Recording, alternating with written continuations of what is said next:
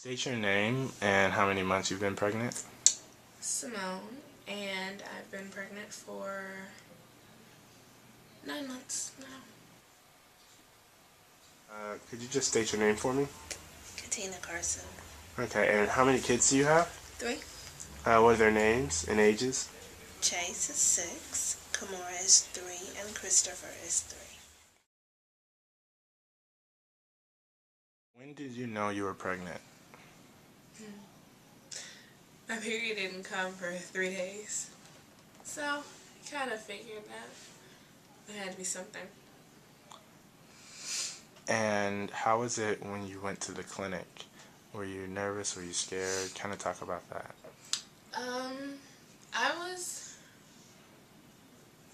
I wasn't nervous and I wasn't scared.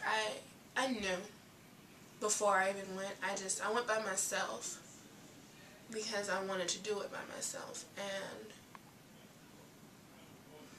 yeah, I just wasn't nervous. I was prepared. I just needed the confirmation. What's your name? Chase. How old are you? 6. 6? When's your birthday? February 14, 2005. What you eating? Peaches. Peaches? You like peaches? Yes. Just tell me a little bit about your pregnancy and how you became pregnant. Sure. I got married, waited for, excuse me, a couple of years. Nothing was happening, so I went to the doctor and they told me to try again for a year. Still nothing was happening, so then I was referred to infertility doctor, where I ended up having to have in vitro fertilization. In a nutshell, it's when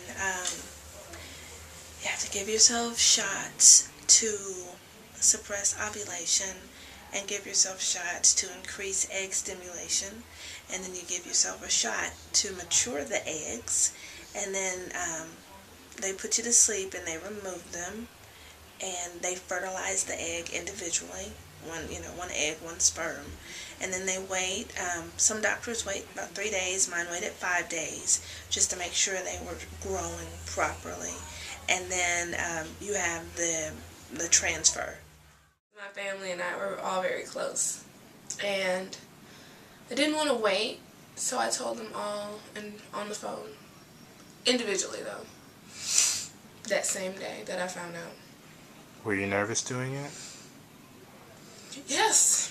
Yes, I was. It's not easy because it come off as intimidating, so it's kind of intimidating to me, but I mean, hey, it's done. I had to do what I had to do. Who was the hardest to tell? Or who were you most afraid to tell? My dad, of course. My mom and I, we had our conversations about it, but my dad, because I'm his baby girl, and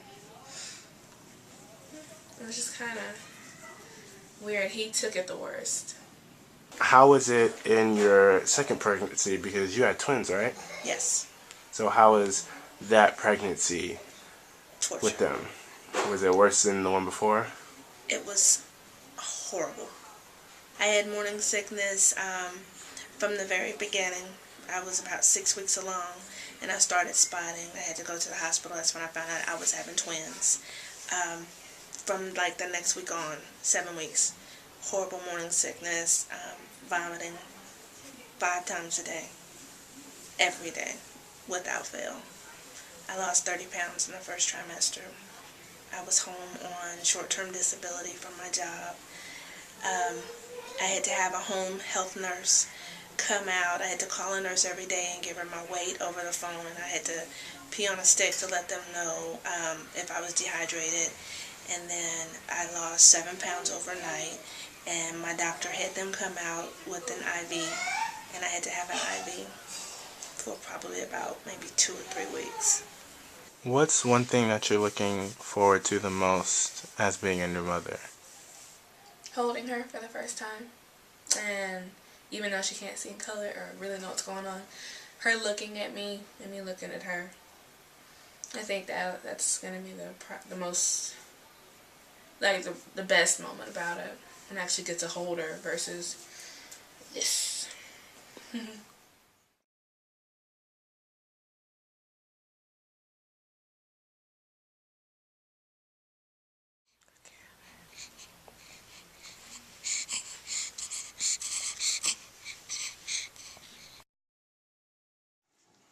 What's wrong, Kamora? Bye, honey. We'll see you in 2 weeks. You want some juice? Can you give me a minute, please? They tell you not to compare twins, but that's impossible. Especially when it's not your first child.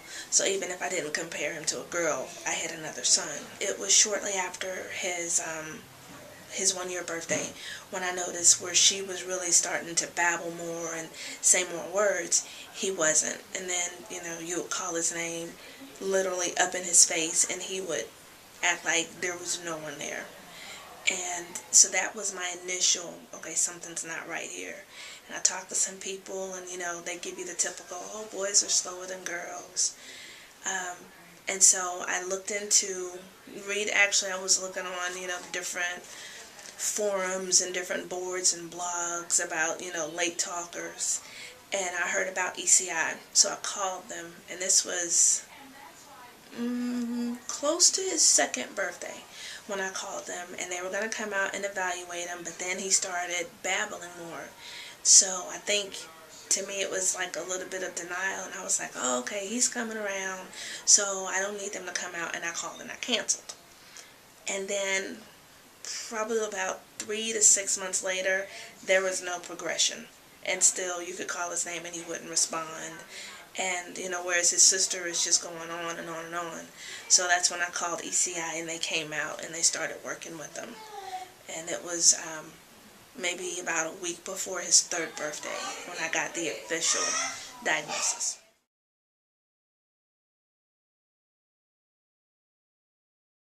It was frightening.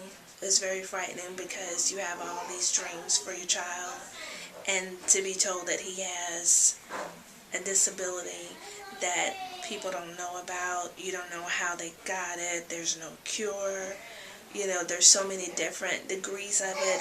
I didn't know if he would ever talk.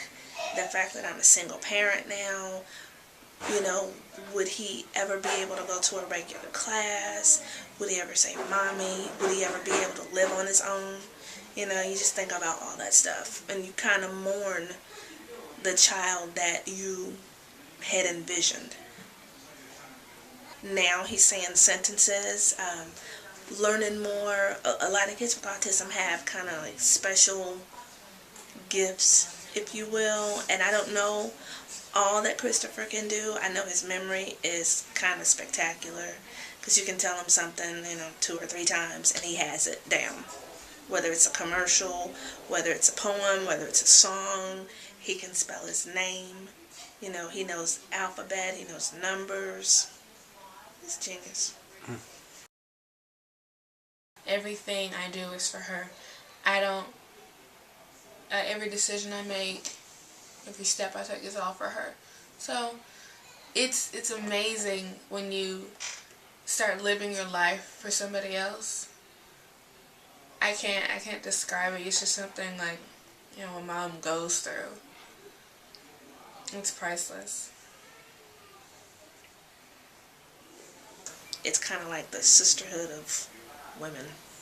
We all go through it. Some women have easy pregnancies. Some women, like me, have horrible pregnancies. As far as my experience, I've been very fortunate because I have help of my mother and my grandmother and, friends who were mothers, so it's almost like that old saying, it takes a community to raise a child. What do you want the purpose of your story to be?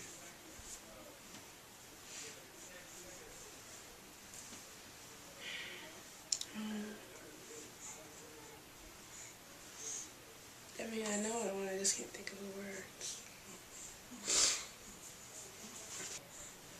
The love, yeah. Or a mother's love. How strong it is regardless of any situation.